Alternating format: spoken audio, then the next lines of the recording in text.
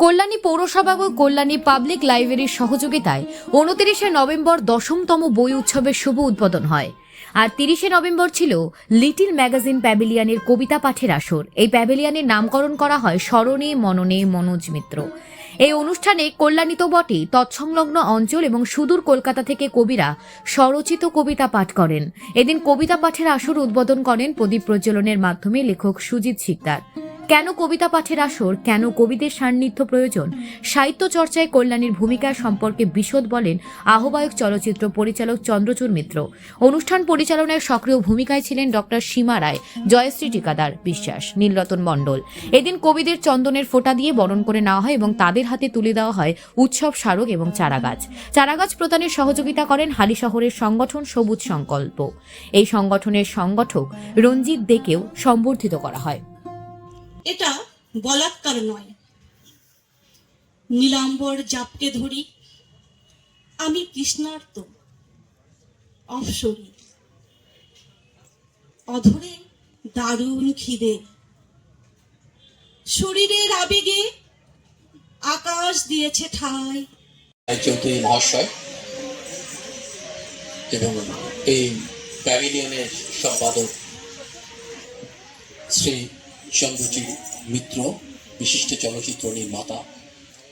এছাড়াও এখানে উপস্থিত কল্যাণী শহর এবং তৎসন্নিহিত যে জনপদ, সেখানকার সমস্ত গুণী মানুষ।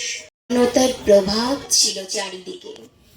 আজ এত বছর সাম্যবাদের গানকেও সেই গধূলি বিকেলের সন্ধান পাওয়া গেল না।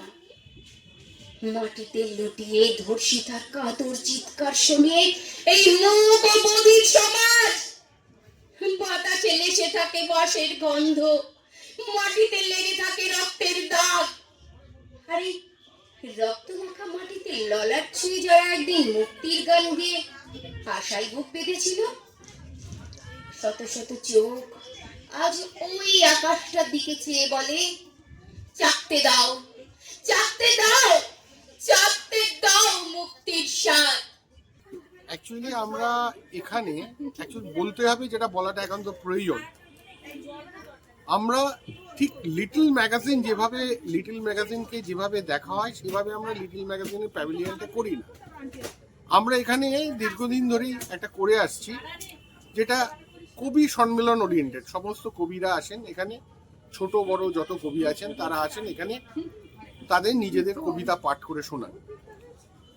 আমাদের এই কথাটা বারবারই আমাকে বলতে হয় যে সারা পৃথিবী জুড়ে বাংলা ভাষার সাহিত্যে এবং জেনারেলি বাংলা ভাষার যে জনপ্রিয়তা, বাংলা ভাষার জনপ্রিয়তা এই অঞ্চল থেকে, যে স্টাইলে বাংলা ভাষার পরিবর্তন হয়েছে, যে স্টাইলে বাংলা ভাষা লেখা হচ্ছে, এই অঞ্চল থেকেই প্রথম সেটা শুরু হয়েছিল। মানে আমরা আরো ভালো করে বলি যে শ্রী চৈতন্যর পরের প্রজন্ম বাংলা ভাষা, যে আধুনিক বাংলা ভাষা, এই অঞ্চলের লেখকদের হাত দিয়েই সেই বাংলা ভাষার সেই যে আমি যে বিপ্লব বলতে পারেন, যে আধুনিক বাংলা ভাষা, সেই অঞ্চল থেকে শুরু হয়েছিল। তাই এই অঞ্চলের একটা সাংঘাতিক গুরুত্ব রয়েছে বাংলা ভাষার কবি সাহিত্যিকদের।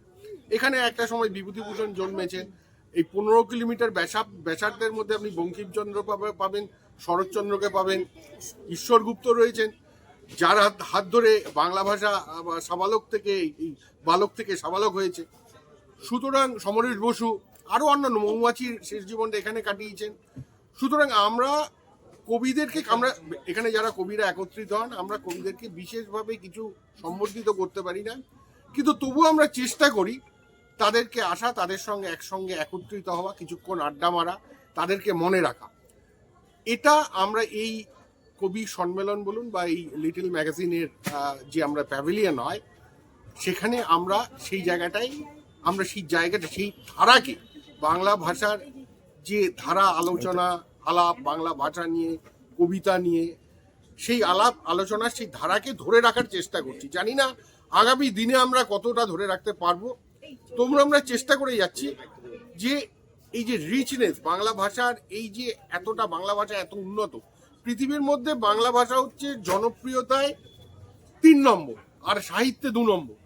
তো আমরা যতটা সম্ভব আমরা যত বাংলা ভাষার চর্চা করব, আমরা আমাদের এই মাতৃভাষাকে আরো অনেক দূর এগিয়ে নিয়ে যেতে পারবো, জনপ্রিয় করতে পারবো।